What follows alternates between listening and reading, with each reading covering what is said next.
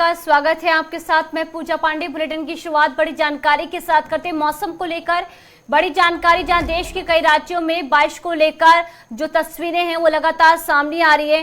पिछले कई दिनों से कई राज्यों में, देश के कई राज्यों में बारिश को लेकर जो प्रभावित कर देने वाली तस्वीरें हैं वो सामने आ रही है। बारिश ने लोगों की मुश्किलें बढ़ा दी हैं। बारिश के चलते सड़कें जलमग्न हुई हैं। 23 राज्यों में से लेकर येलो अलर्ट भी जारी किया गया है। तो आप समझ सकते हैं कि देश के अधिकतर राज्यों में जो अलर्ट है वो जारी किया गया है। येलो अलर्ट जारी किया गया, चाहे राजधानी दिल्ली की बात हो, एनसीआर की बात हो। लगातार यहाँ पर हम देख रहे हैं कि जो प्रभावित कर देने वाली तस्वीरें हैं, मुश्किलें वाली जो तस्वीरें हैं वो सामने आ रही हैं।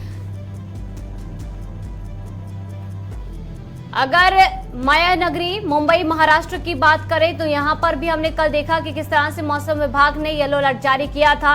इन सब के बीच जो सड़कें हैं, जो नदी नाले हैं वो बहते हुए नजर आ रहे। ये 4 तस्वीरें आपके सामने राजधानी दिल्ली की पहली तस्वीरें हैं, जहां राव तुलाराम मार्ग पर जलभराव की स्थिति नजर आ रही है। बारिश की जो तस्वीरें नजर आ रही है, राजधानी दिल्ली के आईटीओ की बात करें तो देर रात की ये तस्वीरें हैं जब सड़कों पर पानी भरा हुआ है। वाटर लॉगिंग की जो समस्या, इन सबके बीच ट्रैफिक का जो जाम है वो भी लगा हुआ है। महाराष्ट्र के सायन की तस्वीरें हैं जहां पर आप देख सकते हैं कि जो सड़कें हैं वो जलमग्न हुई हैं। जो बच्चे हैं वो इन जलमग्न सड़कों के बीच से होते हुए जाने को स्कूल मजबूर हैं। महाराष्ट्र के हिंद माता की तस्वीर है, ये भी अपने आप में काफी कुछ बयां करी कि किस तरह से महाराष्ट्र की जो सड़कें हैं वो अभी नदी में तब्दील हो रखी हैं। जो कारें हैं, जो गाड़ियां हैं वो बहती हुई नजर आ रही हैं। पर इन सबके बीच बीएमसी की कार्रवाई पर भी सवाल उठ रहे हैं, क्योंकि देश का सबसे बड़ा जो फंड है वो बीएमसी को लागू जारी होता है। उसके बावजूद भी महाराष्ट्र में इस तरह की जो तस्वीरें हैं वो नजर आती है। ज्यादा जानकारी के साथ हमारे सहयोगी कपिल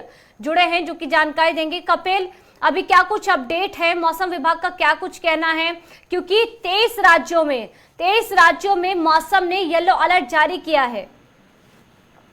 पूजा, देखिए, जैसा कि सब जानते हैं, दर्शक भी अगर देख रहे हैं तो जैसे कि सब जानते हैं और मौसम विभाग का भी ये कहना है कि 8, 9 और 10 तारीख जो है दिल्ली, एनसीआर और उसके आसपास के राज्यों के लिए उसमें भारी बारिश की जो है वो संभावना बनी रहेगी। और हम कल से लगातार देख भी रहे हैं कि कल भी बारिश हुई थी, आज भी बारिश हो रही है और जो कल भी आसार है वो बारिश के ही बने हुए हैं, क्योंकि आसमान के अंदर गहरे बादल छाए हुए हैं। तो ऐसे में मौसम विभाग का मानना यही है, मौसम विभाग का पूर्वानुमान भी यही है कि 3 दिन 4 दिन जो है वो लगातार भारी बारिश रहेगी और इसी वजह से जो है वो येलो अलर्ट जो है वो जारी किया गया है। और हमने देखा था कि अभी 1 हफ्ता पहले ही किस प्रकार से पहाड़ों के अंदर बारिश हो रही थी, भूस्खलन भी जो है वो वहां पे देखने को मिला था। और उसके बाद अब जो है ये मानसून तो पहले ही उसकी विदाई हो चुकी थी, लेकिन जो दक्षिणी विभोग जो बना है हिंद महासागर के अंदर से, उसको लेते हुए जो बारिश है वो हो रही है। और ऐसे में मौसम विभाग का मानना यही है कि लगातार 4 से 5 दिन जो है वो तेज बारिश की संभावनाएं बनी रहेगी। और दिल्ली एनसीआर की अगर बात की जाए तो दिल्ली एनसीआर में तेज बारिश के कारण जो सबसे बड़ी मुसीबत सामने खड़ी हो रही है वो है सड़कों पर जमा होने से जो पानी जमा हो रहा है, उसके कारण जो है सड़कें नहर में, झील में तब्दील हो रही है और गाड़ियों की जो ट्रैफिक है वो प्रभावित हो रहा है और लोगों को जो है खासी दिक्कतों का सामना करना पड़ रहा है। ऐसे में क्योंकि आज संडे है तो लोग कम बाहर निकलते हैं, ऑफिस की छुट्टियां भी होती है, लेकिन कल जो है ज्यादा बुरा हाल था क्योंकि सैटरडे था और जब लोग ऑफिस से घर की तरफ वापस आ रहे थे तो काफी तेज बारिश हो रही थी शाम को।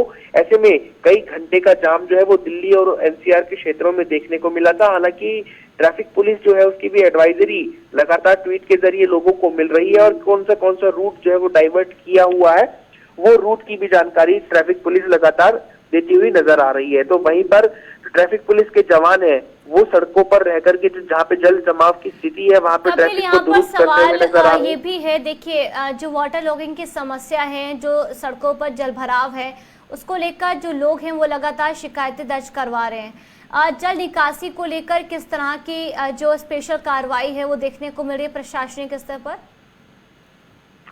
पूजा, अगर बात की जाए दिल्ली और एनसीआर के क्षेत्रों में तो दिल्ली और एनसीआर के क्षेत्रों में सबसे ज्यादा बुरा हाल जल भराव को लेकर के इसलिए होता है क्योंकि यहाँ पे नालों की जो है वो नियमित रूप से सफाई नहीं होती है। जब बारिश का मौसम होता है या मानसून होता है तभी उनके ऊपर ध्यान दिया जाता है, लेकिन फिर भी मानसून के मौसम में भी हमने देखा था जो तस्वीरें सामने आई थी पूरे देश को झकझोर कर देने वाली थी वो तस्वीरें। तो ऐसे में कई जगह मैनहोल के गड्ढे खुले हुए हैं या फिर नालों की सफाई नहीं हो रही, जिसकी वजह से पानी जो है, बारिश का पानी, वो उसकी निकासी नहीं हो पाती है और निकासी नहीं होने के कारण जो है वो पानी सड़कों पर ही जमा रहता है, जिससे सड़कों का भी नुकसान होता है और साथ में जो वाहन चालक है उनके वाहनों का भी नुकसान होता है। हमने देखा कितनी बारी जो है वाहन किसी गड्ढे में चला गया है या वाहन पानी के बीच में ही रुक गया, जिसकी वजह से जाम जैसी स्थितियां पैदा होती हैं और उसका जो अंतिम परिणाम है, जो रिजल्ट है, वो जनता को ही भोगना पड़ता है। तो ऐसे में अधिकारियों को सुध लेनी चाहिए इस बात की, एमसीडी है, नगर निगम है, इन सबको सुध लेनी चाहिए इन चीजों की कि जो नालों की जो सफाई है वो नियमित रूप से और सुचारू रूप से जो उसके अंदर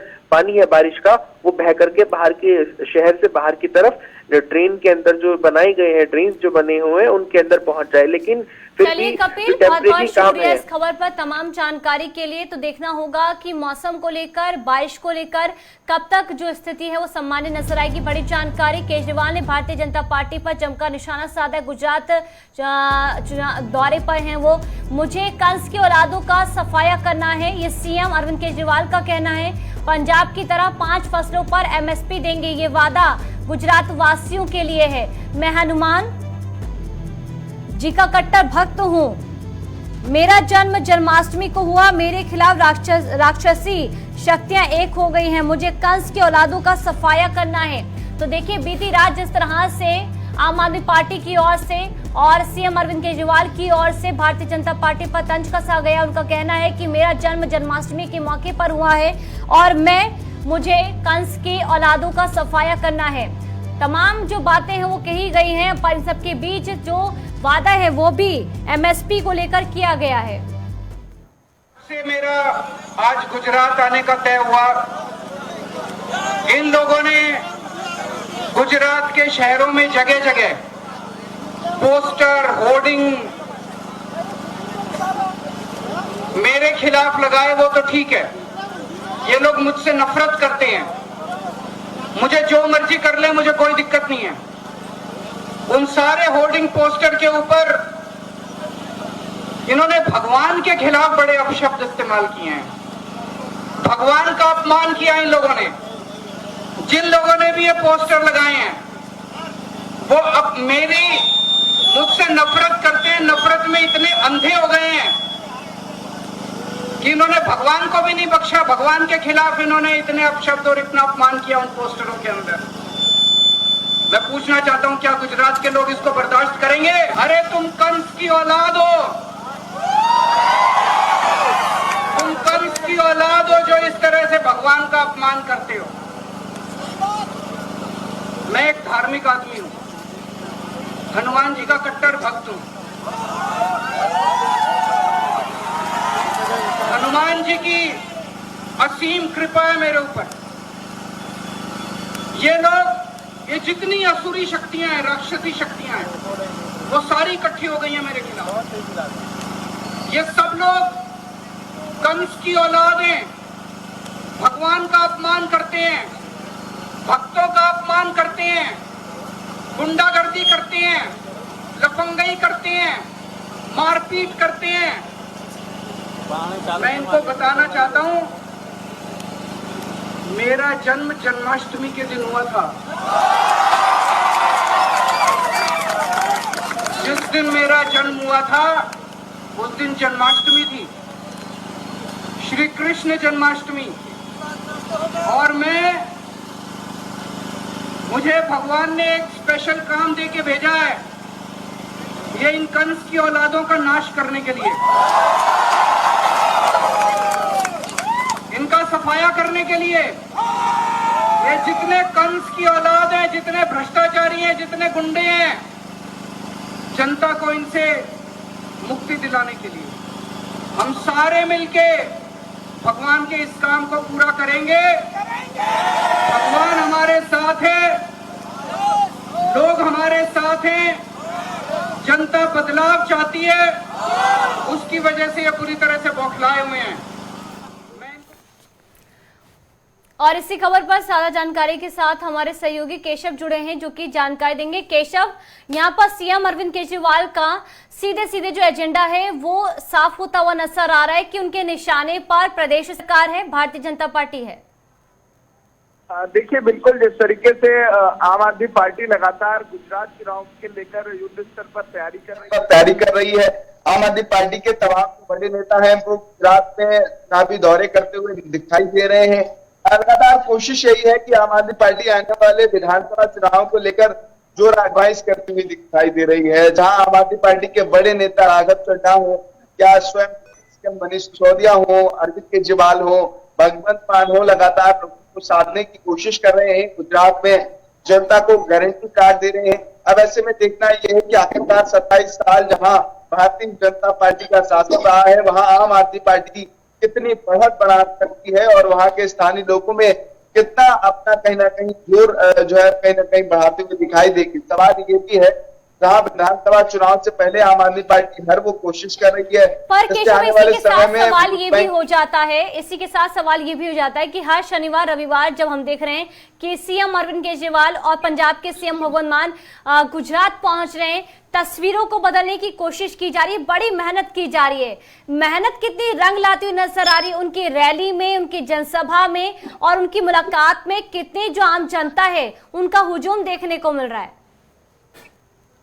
देखिए, आम आदमी पार्टी की रैलियों में बड़ी संख्या में लोग, स्थानीय लोग जुट रहे हैं और हमारी भीड़ भी देखने को मिल रही है। अब ये आने वाला समय निर्धारित करेगा कि विधानसभा चुनाव में आम आदमी पार्टी के पास कितना वोट बैंक पहुंचा है और कितना स्थानीय लोग वहां के आम आदमी पार्टी के साथ जुटते हुए नजर आते हैं।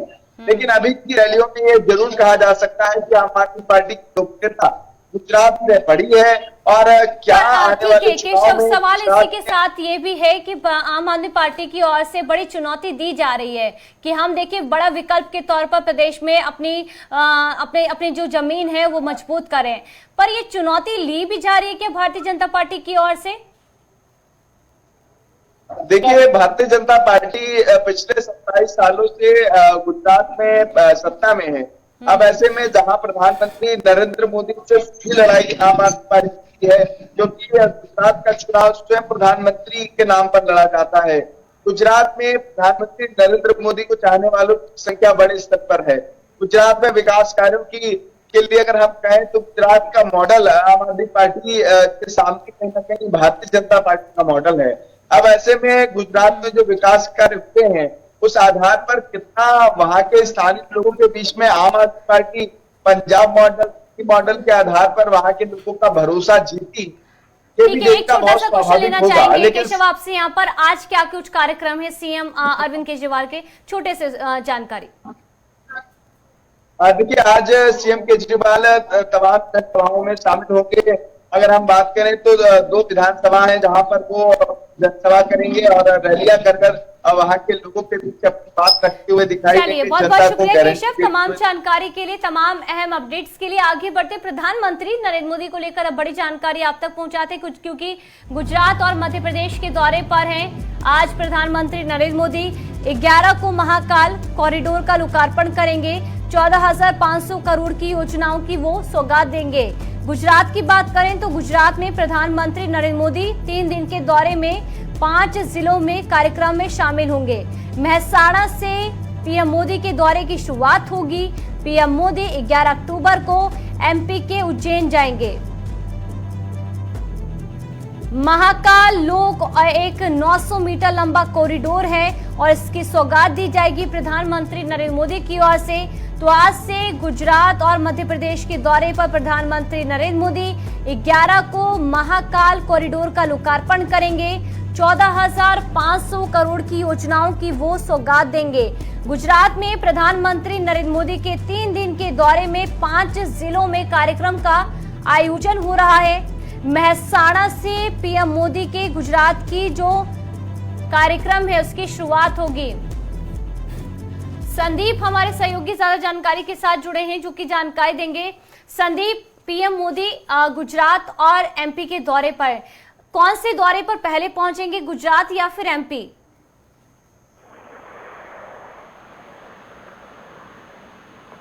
जी देखिए, प्रधानमंत्री नरेंद्र मोदी के चुनाव से पहले आज जो गुजरात में दौरे होने हैं वो कहीं ना कहीं बेहद ज्यादा महत्वपूर्ण होंगे पार्टी के लिए, क्योंकि आज प्रधानमंत्री नरेंद्र मोदी पहुंच रहे हैं और वहां पर कई अलग अलग योजनाएं प्रधानमंत्री नरेंद्र मोदी जो है लोगों को समर्पित करने वाले हैं, शुभारंभ करने वाले हैं। ऐसे में आज जो प्रधानमंत्री मोदी पहुंचेंगे तो वहाँ जो है एक बड़ी योजना का शुभारंभ करेंगे। साथ ही जो मंदिर है वहां पर मंदिर में पहुंचेंगे। तो ऐसे में 3 दिनों तक जो गुजरात में प्रधानमंत्री मोदी रहने वाले हैं, कार्यकर्ताओं में जोश भरने वाले हैं और कई ऐसी योजनाएं, कई ऐसे कार्यक्रमों में पहुंचने वाले हैं, जनता को संबोधन जो है प्रधानमंत्री मोदी करेंगे।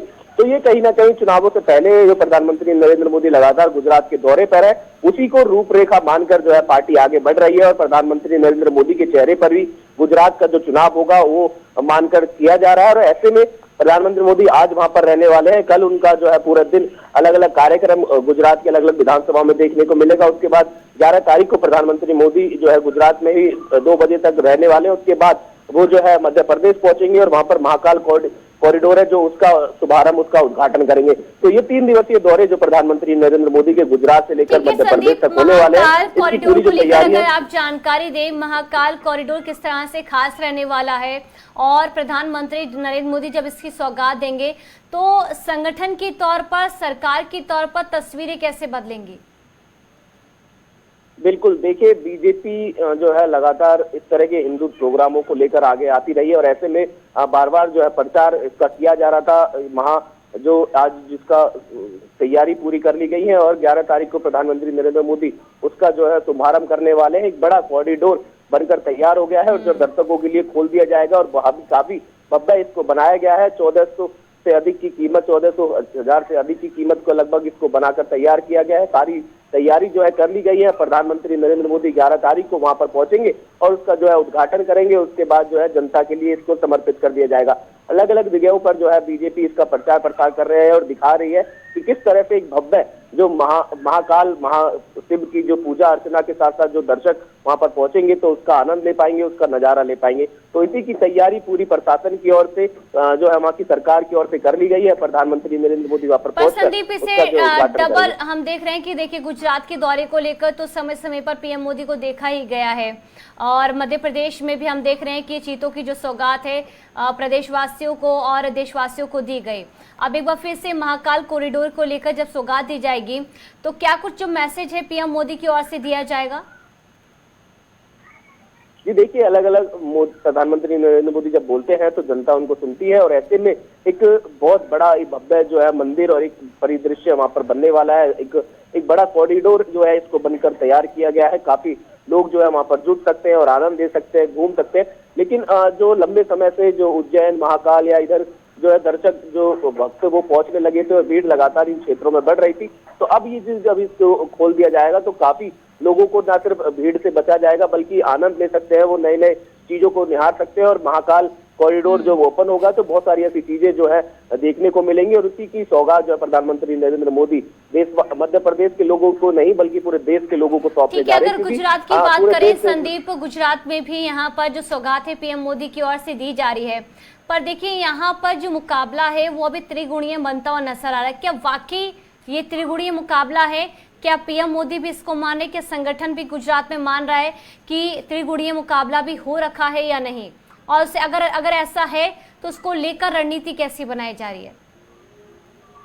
देखिए, बिल्कुल मुकाबला अब जिस तरह से पहले रहा करता था वो अब आम आदमी पार्टी में उसमें जो है बिल्कुल उसमें तैयारी अपनी पूरी लगभग कर रही है। और ऐसे में अब प्रधानमंत्री नरेंद्र मोदी के भी जो है बैक टू बैक दौरे गुजरात में देखने को मिल रहे हैं। पिछले महीने भी जो है प्रधानमंत्री नरेंद्र मोदी कई बार जो है गुजरात के दौरे पर रहे और इस बार भी जो है कई योजनाओं का जो है शुभारंभ और उद्घाटन करने के लिए प्रधानमंत्री नरेंद्र मोदी पहुंच रहे हैं। तो ये यकीनन माना जा सकता है कि इस बार मुकाबला जो है आम आदमी पार्टी से भी बीजेपी को करना होगा और वो भी अरविंद केजरीवाल जो लगातार गुजरात दौरे पर जा रहे हैं और देख रहे हैं कि कैसे आम आदमी पार्टी इस बार जो है गुजरात में चुनाव लड़ रही है और मन बना रही है जीत का। लेकिन इस बार जो मुकाबला होगा वो त्रिकोणीय होने वाला है। बहुत बहुत शुक्रिया इस खबर पर तमाम जानकारी के लिए। आगे बढ़ते हैं, एक और बड़ी जानकारी उत्तराखंड से जहां यूके एसएससी का ये मामला है और इस मामले में अब तक की ये बड़ी कार्रवाई मानी जा रही है। यूके एसएससी भर्ती परीक्षा घोटाले में एसटीएफ ने बड़ी कार्रवाई की है। मामले में एसटीएफ ने 3 आरोपियों को गिरफ्तार किया है। यूके एसएससी के पूर्व अध्यक्ष और 2 अन्य लोगों की गिरफ्तारी हुई है। सीएम पुष्कर सिंह धामी ने एसटीएफ की कार्रवाई की सराहना की है। भविष्य की सभी भर्ती परीक्षाएं स्वच्छ और पारदर्शी हो, ये सीएम पुष्कर सिंह धामी का आदेश है। जिस दिन ये प्रकरण हमारे सामने आया था हमने उसी दिन से तय किया था कि कोई भी भ्रष्टाचार में लिप्त होगा, कोई भी इस नकल के खेल में लिप्त होगा या अपराध में लिप्त होगा, उसको किसी कीमत पर बख्शा नहीं जाएगा। जो हमारे बेटे बेटियों के भविष्य के साथ खिलवाड़ करने वाले हैं, उनकी जगह केवल और केवल जेल है और उन सबको जेल की सलाखों के पीछे भेजा जाएगा। और ऐसी नजीर बनाई जाएगी कि भविष्य में कभी भी इस प्रकार की घटनाओं को करना तो बहुत बड़ी बात, उसके बारे में सोचना भी उनके लिए दूर दूर की बात हो जाए। इस प्रकार का हम काम करेंगे। उत्तराखंड की एसटीएफ उसमें अच्छा काम कर रही है और जब तक सभी आरोपी नहीं पकड़े जाएंगे तब तक ये काम जारी रहेगा। कार्रवाई जितनी सख्ती की जरूरत है वो सारी सख्ती होगी और कानून अपना काम करेगा। जांच पूरी तरह से निष्पक्ष होगी। और इसी खबर पर ज्यादा जानकारी के साथ उत्तराखंड के ब्यूरो चीफ धीरेन्द्र प्रताप हमारे साथ जुड़े हैं, जो कि जानकारी देंगे। धीरेन्द्र, यूकेएसएससी का मामला, 3 की गिरफ्तारी, क्या कुछ जानकारी? बिल्कुल, देखिए पूजा, मैं आपको बताऊं कि यूके द्वारा ये परीक्षा आयोजित की गई थी 15-16 के आसपास में और बीपीडीओ की ये परीक्षा थी और इसमें उसी समय इस बात की ये बात सामने आई कि परीक्षा में टेम्परिंग की गई है और फिर ये परीक्षा रद्द कर दी गई थी और इसमें बहुत सारे झोल निकले। बाद में जब दोबारा परीक्षा हुई थी, जो टॉपर थे वो माइनस में चले गए थे। माइनस मार्किंग की वजह से उनको माइनस मार्क्स मिले थे, 0 के नीचे उनको मार्क्स मिले थे और कुल मिला के कुछ 7-8 के करीब ऐसे परीक्षार्थी हैं जो दोबारा इस परीक्षा में पास हुए थे।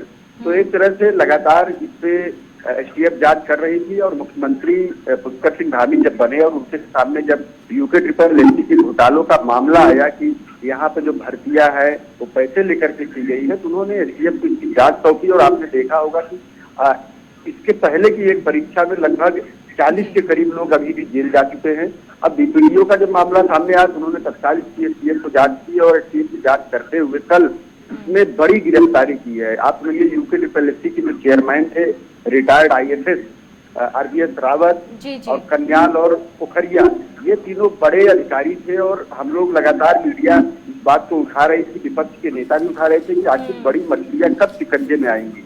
और कल एसटीएफ ने इनको गिरफ्तार कर लिया और गिरफ्तार करके जेल भेज दिया। उसके बाद आपने भी मुख्यमंत्री को सुना ही होगा कि मुख्यमंत्री ने कहा कि हमारी तरफ से पूरी कोशिश है कि ऐसा एक मॉडल स्थापित किया जाए कि आने वाले समय में भविष्य में कोई भी इन परीक्षाओं में कोई भी टेम्परिंग करने की कोशिश न करे, कोई भ्रष्टाचार करने की कोशिश न करे। उन्होंने कहा ऐसे भ्रष्टाचारियों को उत्तराखंड में जड़ से उखाड़ दिया जाएगा। और ये उनकी कही हुई बात सिर्फ कही हुई बात नहीं है, यह उनके कृतित्व में दिख रहा है, क्योंकि एसटीएफ जिस तरह से लगातार गिरफ्तारियां कर रही है, अलग अलग परीक्षाओं की जांच कर रही है और शासन द्वारा त्वरित रूप से ऐसे जो सरकारी कर्मचारी अधिकारी हैं उनके मुकदमा चलाने की अनुमति दी जा रही है और एसटीएफ को ये निर्देश दिया जा रहा है कि उनको तत्काल गिरफ्तार किया जाए और उनकी गिरफ्तारियां हो रही है। पूजा, निश्चित रूप से है इस राज्य के लोगों के लिए एक बड़ी चीज है, एक नई घटना कर सकती है, क्योंकि यहाँ भ्रष्टाचार का जो लेवल था आपने देखा होगा कि जिस भी भर्ती परीक्षा को उठाइए वहीं पर विजिलेंस जांच की जरूरत महसूस की जा रही है। जिस भी परीक्षा की जांच हो रही है उसमें बड़े बड़े देखिए, कहीं ना कहीं धीरेन्द्र अब तक की बड़ी कार्रवाई मानी जा रही है और अब ये देखना होगा कि यूकेएसएससी को लेकर जब 3 और लोगों की गिरफ्तारी हो चुकी है तो तस्वीरें जांच को लेकर कैसी बदलती नजर आएगी, इस पर भी गुलिस्तान न्यूज की जो है वो नजर बनी हुई है। उसको लेकर आपसे भी तमाम जो जानकारी ली जाएगी। फिलहाल के लिए आपका बहुत बहुत शुक्रिया और इसी के साथ फिलहाल इस बुलेटिन में इतना ही। बाकी खबरों के लिए आप देखते रहिए, बने रहिए गुलिस्तान न्यूज के साथ। नमस्कार।